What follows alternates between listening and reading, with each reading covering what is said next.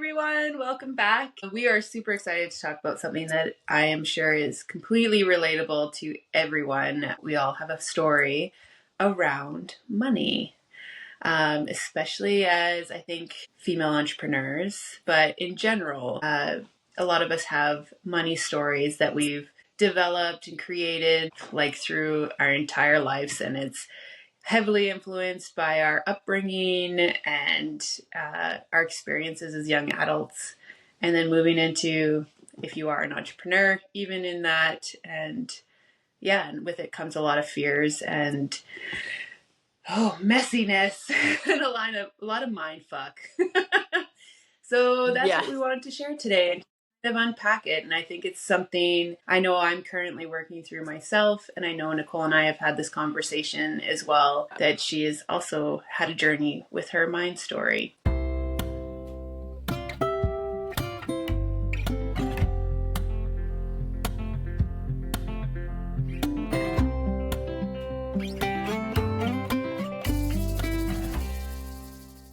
Welcome back to our channel. I'm Nicole. And I'm Janelle. We have bonded as millennial women, as moms, wives, as coaches, and as students of life, all while finding the humor in the chaos. This is us unpacking and externally processing the ever-evolving and growing baggage of life. Join us in the conversation. Have we mentioned that we've never actually met in real life? We are connected from afar. All right, so let's dive in. Money mindset, money stories. Well, if you recall, Janelle, when we met for our Yes, first time, we were in a coaching session, and my session was all around money. that's It was, funny. oh my God. I mean, I can remember bits and pieces. I obviously can't remember like everything, but I know that I had money hangups of just past people, like just like anything, like when you're not looking at it like, is this my belief, or like, how do I feel about money? We tend to just carry our parents' perspective of money around. And if that, regardless, whatever, if it's good or if it's bad, it's like we're carrying that around. And I think even if it is good, I think it's a great idea to like examine like, what are my actual feelings, beliefs around money? Like I said before, a lot of it is influenced, for you it was your parents. For me it was not just my parents, but also kind of where we grew up. I grew up in a small farming town, where the mentality of a farmer is, and it's not necessarily that we didn't have the money. It was very like you made, because we didn't have the resources, right? We lived in a small town away from big cities where you made do with what you had sometimes because you got to keep going, Yeah. you know, doing what we call farmer fixing or that kind of thing. So it's just this mentality of like you keep things, you hoard things in order just in case, but as a kid, it's not how we don't necessarily understand that. What we understand is like we can't afford, or you got to scrimp and save, and you got to think of the future, and you have to be prepared and always have a nest egg and that kind of thing, because also as a farmer you rely on weather.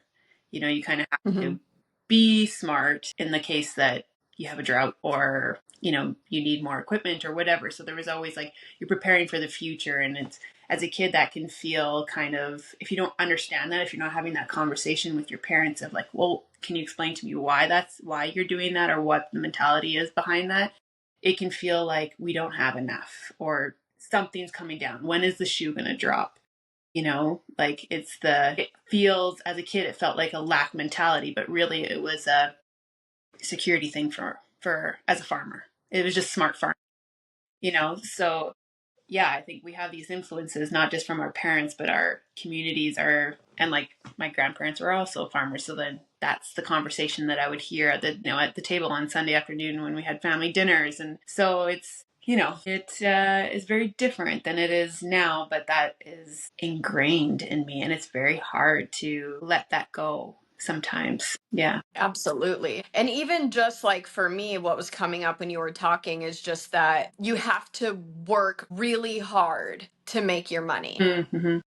Like you have to always be working, always be doing things. And I mean, at the end of the day, like that's just not real. Not that, not that you don't need to work hard, but it doesn't have to be so labor intensive, Yeah. so like kill yourself, so not ever resting. It can be easier in the sense that like there's some balance going on, which was something that was definitely, I mean, still ingrained. I watch my parents all the time just go, go, go, go. Yeah. And not, I mean, I believe in hard work and stuff, but I think, it was, as a kid, I interpret that as like like, cause it's scary. Mhm. Like, because you do it because you're scared of the future versus, working hard because you enjoy the work, like you're passionate about the work or sometimes, like, and sometimes you have to do what you have to do, but it doesn't have to be a scary thing. It can come from a place of abundance because you have the opportunities and you enjoy the opportunities and you're eager to go after your goals, and so you're willing to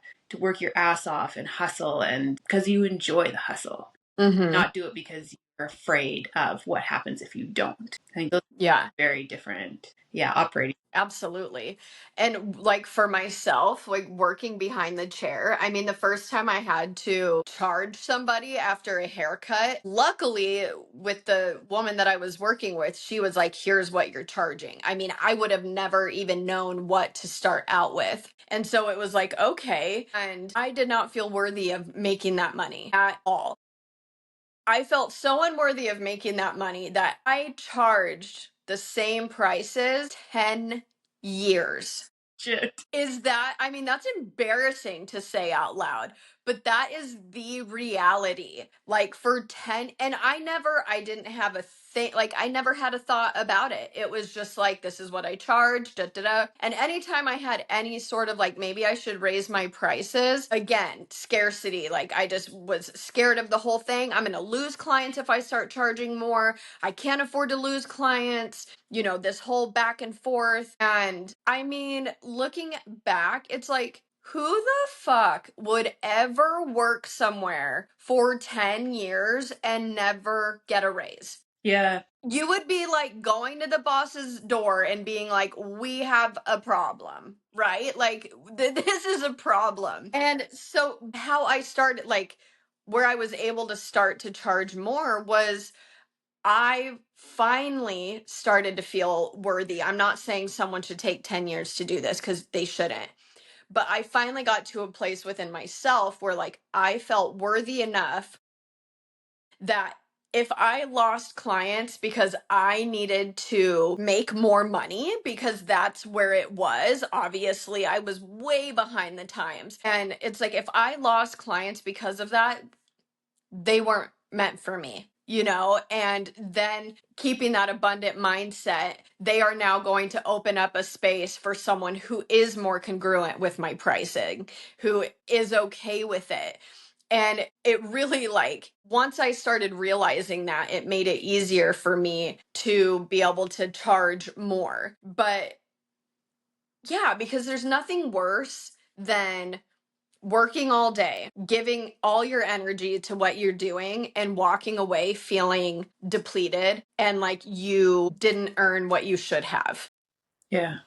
And as an entrepreneur, you only have yourself to blame in that situation, which is great, but also shitty because it's like you're the one that has to fix the problem. Yeah, I think you touched on it though. It's like worthiness. Mhm. Our self-worth. I think actually I want to separate this. This is something I've been working on, is my self-worth versus worthiness. I feel they are two very different things. I feel I am worthy of a lot of things. I'm worthy of love, of connection, and that kind of thing. And I feel like I have a lot to offer. But when it comes to valuing myself, putting a number to that, and what I am worth, Mhm. then that becomes, or not, I shouldn't say what I'm worth, that I am worthy of receiving what I feel I should. Like, who is going to pay me that? Or who is going to think that what I have to offer is of value to them? Which doesn't deplete me as a whole person, but it depletes what I'm willing to accept from other people. And that becomes a block. I'm curious, as I'm working through this, and I'm sure other people are feeling somewhat similar, is what was that journey like for you? Like what was that shift? Like I know we talk a lot about mindset, and that's something I think that's kind of easy to say, but what did that actually look like? What were some of the tools, or like what process did you use to get from going from if I change my prices, people are going to leave, who's going to pay the new prices, to I need to do this, or I am like, how did you flip that script? Okay, so I'm going to touch on two different things here, but to just go based off what you're asking me right now, I did it scared. I did it terrified. I did it like this has to be done. And I'm so scared of what's going to happen, but I have to do it. So it was just one of those things that, like, I knew that I had to do it. And the reason I knew I had to do it was because money is energy. If you just look at it like that, right? Like money is energy. And energetically felt the imbalance of my work versus what I was getting paid for it. And so what I was doing, I have so much passion for. I love doing it. And at the end of the day, I was becoming resentful because the energy exchange did not feel balanced at all. Mhm. And again, that goes back to me of that's my job to make that more balanced. If I want to feel a certain way, then I'm going to have to do it. And so I did it scared. That's all I can say. And once I realized no one fucking blinked an eye. No one cared. I didn't lose clients. I was like, oh my, what was I doing? But it's like I had to get to that point, like no one else could get to that point for me. I had to get there. And, I think another thing that sparked it was when I would get new clients and I would charge them, they would look at me and be like, that's it. And it only took a handful of new clients to say that to me, where I was like embarrassed as a professional, because I also want to be taken seriously. I don't want people coming to me because they're catching a deal. Like, I want people to come to me because they know I'm a professional. They know they're taken care of. They know I'm using the best products. Like, and that's the thing. Even though I wasn't charging what I should have, none of anything I was giving was less than what it should have been. All my products are high end, everything I use, all my education, like all of those things. So it just got to a point where I energetically could feel that imbalance, and it was time to make a shift. And then I just jumped in. Like, here we go, let's see what happens, I'll figure it out. And I did. And I literally, yes, what, it's June like 3rd, June 1st, I not from that past 10 years, but I mean, I just raised my pricing again, and now I'm doing it consistently. If not every year, I'm doing it every 2 years. And that's how it has to be. I mean, it's fun and I love doing it, but it's my livelihood. It pays my bills just like everyone else, and everyone else gets a raise in their business. Their boss calls them in, says, you've been doing great. Here's your X% raise for next year.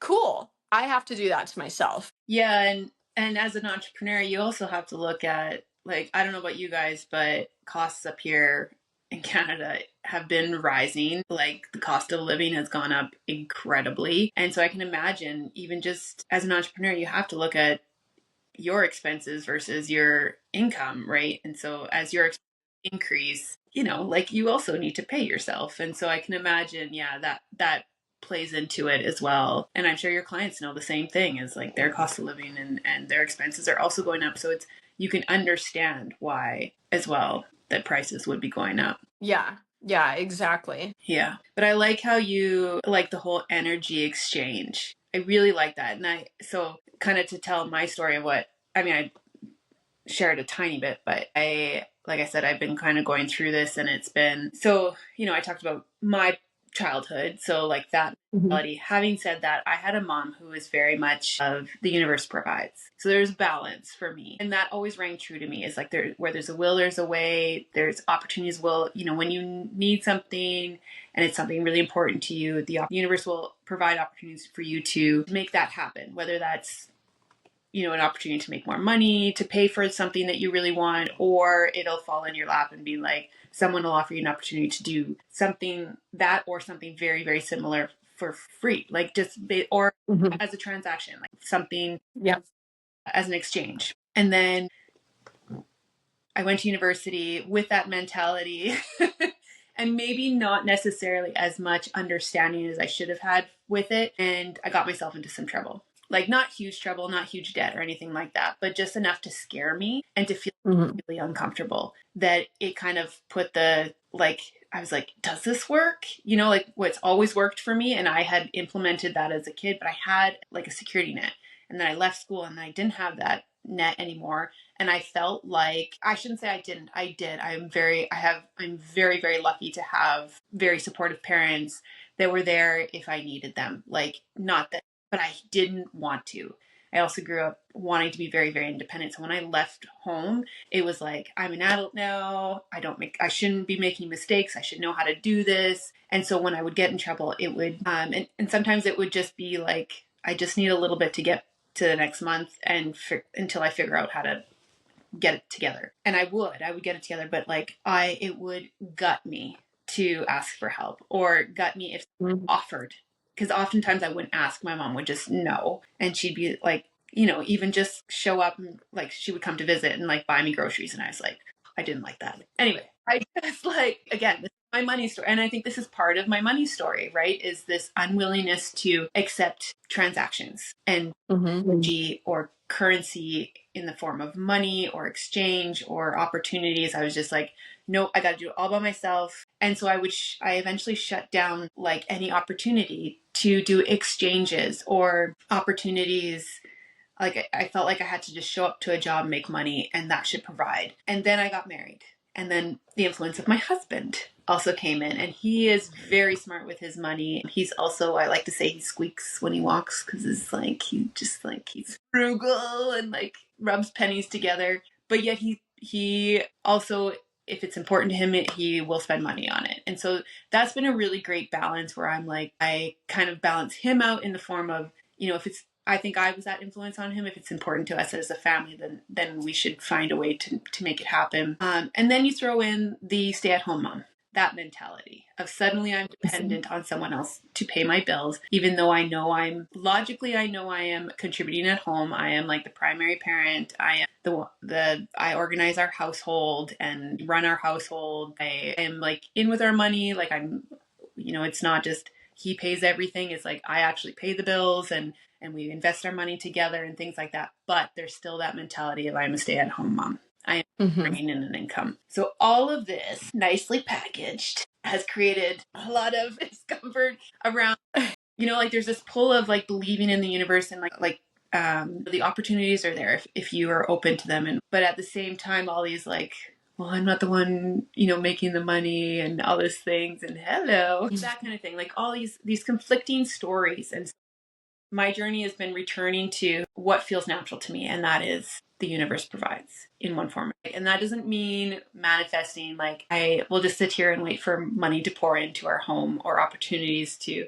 It's like being open to, yes, opportunities and exchanges and abundance, that kind of thing. It's just viewing things and making sure that it's in alignment with our family. However, so where the blocks are happening, I think is, we logically sometimes we know, but there's somewhere there's a block in us that doesn't allow us to fully align ourselves with that belief. I totally forget where I'm going with this, but I'm just going down this rabbit hole. So follow me. I am on board. I am following the path. I gotcha.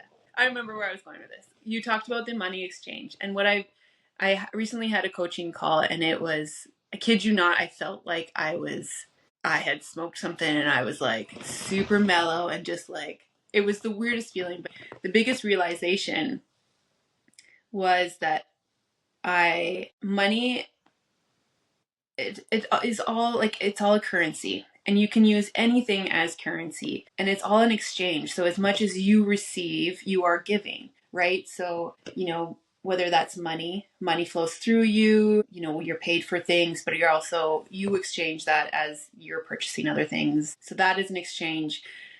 And it could be love. You put out love in the world, and it might not be reciprocated from the same person, but it will inevitably come back to you. Energy, we exchange energy, time, like all these things are currency. And if we feel that we're worthy of those things, then why not? Like if we kind of lump it in just currency, don't label it as money, love, whatever. It's currency and it's an exchange. And what we put out in the world is as important as what someone else has put into us. And it can be an Mm-hmm. exchange. It doesn't have to be one for one. It can be, time for money. It can be service for money, or it can be time for service. Like they're all interlinked and they're just currency. And we can choose how we receive and we can choose how we give back. And that was such a huge realization that for whatever reason, just money, the currency of money for me, and it alone just receiving money was so scary to me. And not even scary, just like unwillingness to, I just was happy to give my services, give my love, give my expertise, my skills, my time to other people. But heaven forbid anyone give back to me in the form of money. Whereas I would receive, well, even some of the other things I'm a little leery to receive as well, which is also another thing I'm working through. But that one in particular, as an entrepreneur, is debilitating. Mm-hmm. In order to grow business, you need to receive. And so just to have that new perspective of what I am putting out into the world is a form of currency and it needs to be reciprocated. And I can accept exchanges, I can accept, appreciation and that kind of thing, but I also need to pay my bills. And it shouldn't be any different to receive money, the currency of money for what I am putting out into the universe. So yeah, it's a work in progress because it is very much attached, but the more I detangle these kind of knots in me, the blocks, and kind of relabel it or change the perspective of it, the easier it's becoming. And just understanding that it's just an exchange of energy. I love that you said that. I think that really touched home for me as well. Yeah. Yeah, it's so true. And like years and years and years ago when I was still in like a big salon, we would all just like do services for each other. And I remember one time the gal that did like my pedicures, she was expressing this to me and she was saying, even if you just gave me $1, like that is an exchange here, where and it was just like her way of saying like, again, it was like that form of like energy. Obviously $1's nothing, right? Like it was almost embarrassing to like go and, okay, here's $1, like we just do this for each other, but our time is worth something. Yeah. And again, like when you're the professional and you know what you're doing and it just comes second nature, we forget that not everyone finds what we do easy. We think other people, it's like, well, why would you pay me? You could just do this yourself, and it's like, no, that's not the case. Like, that is not the case. It's so much more than the product we're using or the whatever. All of the years of knowledge that we have poured into ourselves that is worth something. And there is an energetic exchange, if you want to just look at it that way, that something should be the give and receive, and actually feeling, you said it, like the flow. Otherwise you are cut off, and if you're cut off to receiving anything, then how are we ever going to get to where we want to go? And that was a mindset shift that I had to have too. It's like, Nicole, you want, like, I have goals, right? Like money goals, a business goal, I have all kinds of goals. Well, if I'm saying, here's my goal, but I'm just going to cut anything that's going to get me there, like, what? Why am I doing that? But again, belief systems, how other people have viewed things and how you internalized it. And again, I'll say it for the millionth time, take the time to understand where your beliefs are coming from, to identify if they are yours or not. And if they are not your beliefs, find your beliefs. What are your beliefs? Create them. Maybe you don't even have any Yeah. and you have to go out and create them. Well, do something that feels good. Again, always coming back to like, how do you feel? Obviously, you want to have beliefs around money that feel good internally. so that way you're in a good flow of giving and receiving. And there's that beautiful process of being able to receive and feel good about it. Yeah. It's like, it's like, yeah, I this feels right. This feels right. Yeah. As you were talking about that, you said like the receiving of gifts and things like that. And I think we've said this before on here is when, if it was a gift and we are like, oh no, I don't receive gifts, you're actually robbing the person of the joy of giving, especially if it's something that they, whether it's a skill of theirs or something they're excited about. For instance, my sister made for one birthday, she made me bread, like homemade bread. And if I would have been like, no, I'm good, like I can make my own bread, she'd be like, but I worked really hard for this and I had you in mind when I made this. And it's like something that I love to do and do it well. And I wanted to gift it to you. And I'm like, no, it's okay. I have bread. Yeah. And she'd be like, crushed.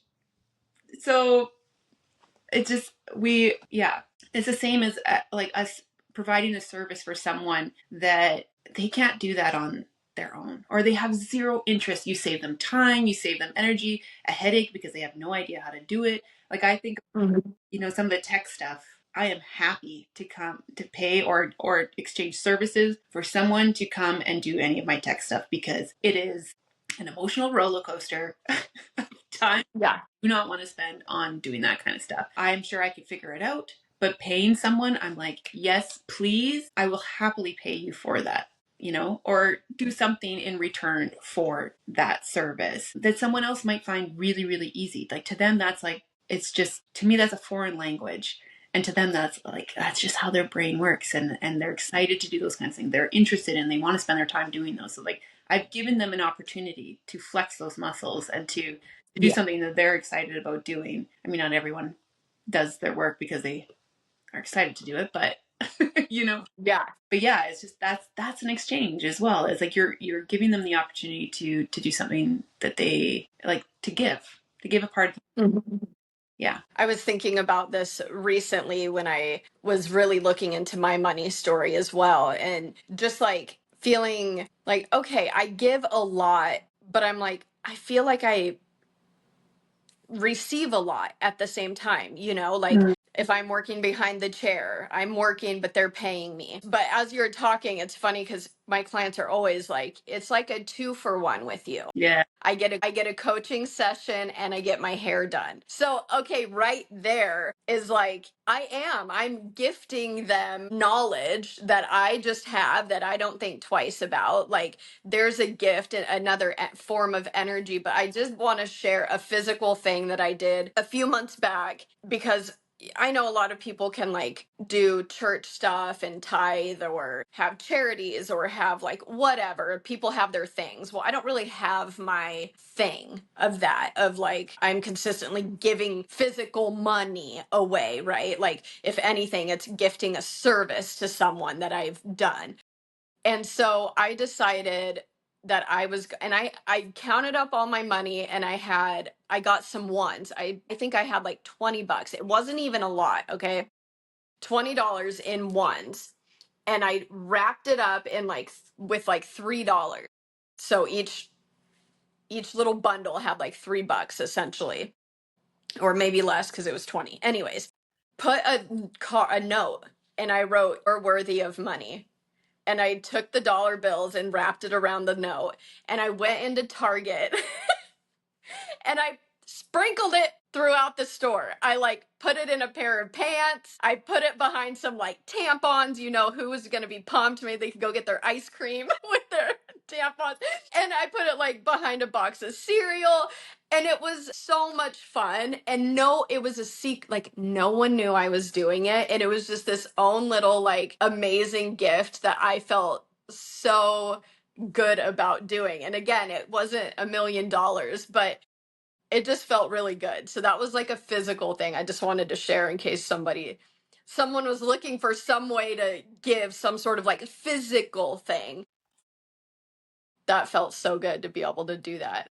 Yeah. And I mean, like, yes, you were gifting money, but you were gifting something so much more than the $3. It's just like this positive energy. very like support from someone who has zero like ties to that person. It's just the universe saying like you are loved. Yeah. You know, Yeah. It was so fun. I wanted to share that. But I anyways.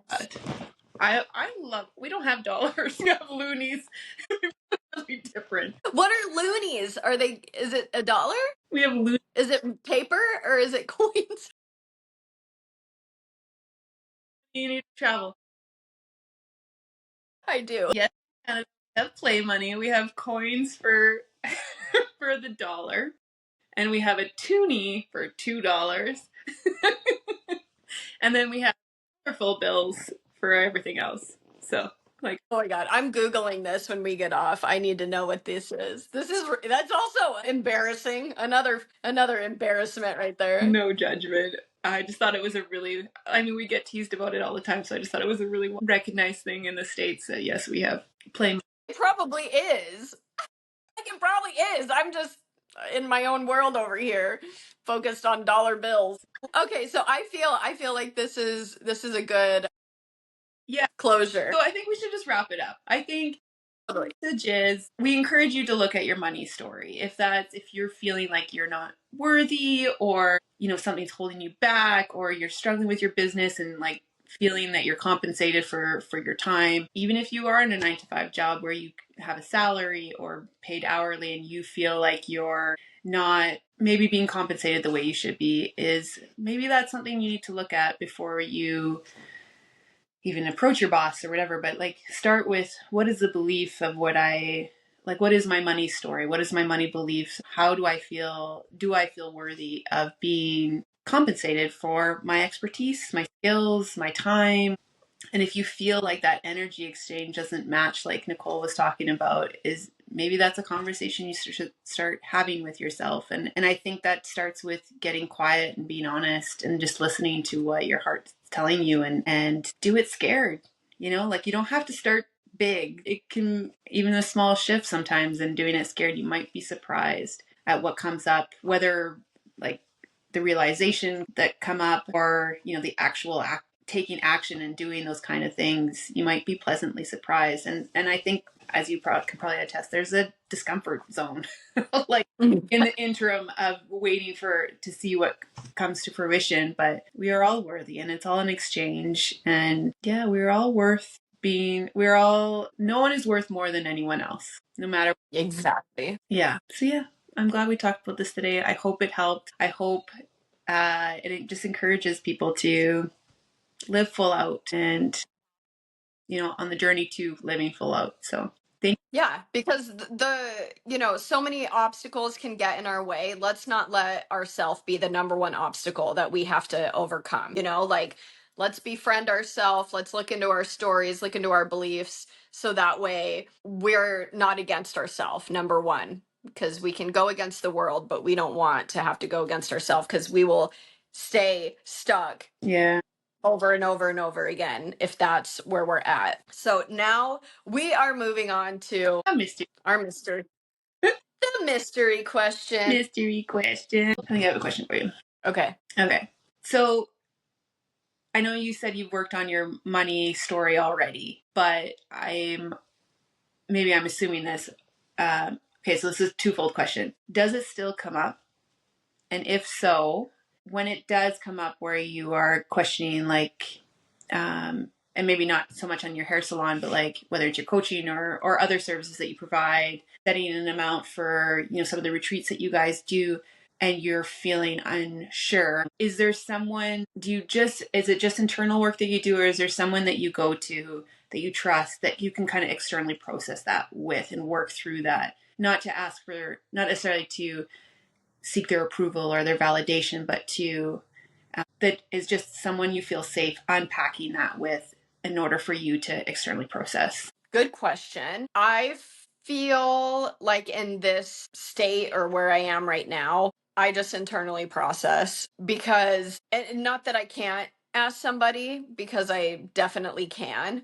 Um, But I just internally process, like, where am I? What's coming up for me? Yes, I've done a ton of work around my money story, but that doesn't mean that I don't have moments of being annoyed with myself and like not charging someone what I should, I mean, that absolutely, I mean, it probably happened 2 weeks ago, it's like, why did I do that? And I will still do stuff like that, but it's less and less and fewer and far between. But it always comes back to me, which is, I guess, why I just internally process it, is because it comes back to me. Why did I do that? What came up for me? What hindrances here? What, like, I just try to unpack it, yeah, internally. Okay, so I guess just as a follow-up question, in the beginning, when you were newly doing this work and didn't quite have that as strong internal dialogue, who was it that was there someone that you turned to, or was it always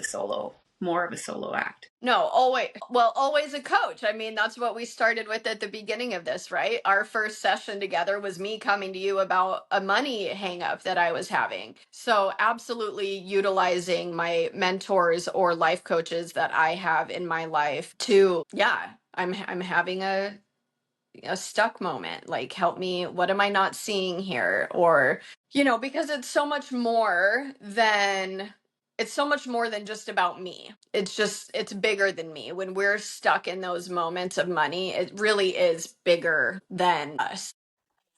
So yeah, absolutely, if you are not dialed in, I would say, to always, every single person should have a fucking life coach anyways. Get your life coach on the phone and be like, I have some shit I got to work through. Help me out. Like, don't live there longer than you have to. Yeah. And, when we become, that's the beauty of this process of coaching and mentoring and all of this. It's like, when you become aware of something, that means you have the control to change it at any moment that you decide to change it. Do it. Don't hang on to it for 10 years, because also time is of the essence, like, time is just more valuable than anything we have, and we want to make sure that we are taking care of ourselves, like, as fast as we can, so we can move on and not be like, oh yeah, 10 years ago I was going to do this and never did. So that's that. Let's see. Okay, so have you ever spent money just like woo woo woo, like, not really thinking about it? Yes. How do I want to answer this question? Yes and no. That's not really an answer to your question. Fuck. How do I want to answer this? Yes, there are times, and there are times where it is there are times where I've been frivolous, and when I say that, I mean spent without care, um, and later regretted. You know what I mean? Like, it wasn't even something that was important to me. It was just I was following along, or it. Like, I think, yes, like, if we think abundance, like, there is always enough, but sometimes I've just felt like I felt gross spending money on something like that because it didn't align with my values, or I Yeah. supported something that I felt like, ugh, I felt really dirty. Yeah, I just felt really dirty supporting something like that. I think of some of my travels and some of the things that, that I didn't have an understanding, and I didn't give two thoughts to what that exchange was, and what that Mm-hmm. exchange, like, okay, so I'll just give an example. So when we were traveling, I was young, and we rode elephants, and that was super cool, and I think about it now and I'm like, yes, that was a great experience, but now I think about what that support, like, how those elephants were treated, and I think about it now and I'm like, I was just supporting, yeah, anyway, I was supporting something that demeaned someone else or something else, Mm-hmm. and I feel a little gross with that. I have to live with that. That was, but now the lesson was, now I think twice about that when we especially when we travel to some of these countries that, that's not necessarily at the forefront of their mind. Tourism is first over Yeah.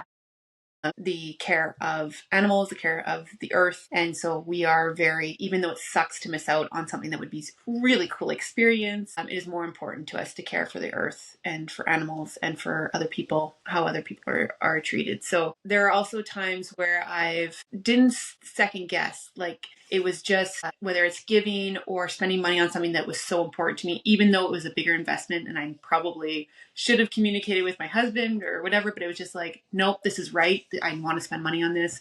This is of importance to me. This is an important exchange and I'm willing to like, it was just non-negotiable and I never regret those. Mm-hmm. So yeah, there's definitely times where I do spend like there's no consequence. Yeah. It's a positive consequence, I guess. And I don't second guess that thing. And then there are other times where I feel more hesitant and scared, like where I'm definitely sometimes in a very lack mentality, um, and I regret that as well. You know what I mean? But I'm Yeah. learning from that, and the more I feel in that space and don't feel aligned with that space, the more it encourages me to get back in alignment with my money story and like get really clear on my money story and beliefs so that I feel in alignment. Because it does feel good when you spend money, even if it's like it never. When I do those kinds of things and I spend money on something like a big amount, and sometimes it's like not in the budget or whatever, it always comes back to us somehow. Like Mm-hmm. it's just opportunities, exchanges when it's important to me. And when I feel in alignment, I'm like, fuck, like, why did I even second guess this? Or why don't I always do this? Like, why don't I always tap into that? Because it provides. And yeah, so I think it's all good. Like the whole experience is good. It teaches us what we need to learn. And the more we come up against this and it's in your face, like it's uncomfortable or whatever, it's like there's a reason this keeps coming up. It's because this is something I Yeah. pay attention to, and this is something I need to work through. And the sooner I do it, the less uncomfortable I feel and more in alignment I feel. So yeah, that's my super long-winded answer, like always. Well, it was perfect. It's great. Yeah, we want to hear your story. So if you guys have a money story, a money question, anything, make sure to drop a comment below. And as always, like and subscribe and keep listening and keep sharing. If you like us and you have a friend that would want to or would like to enjoy this as well, make sure and send it over. Thank you, everyone. Thank you. Bye.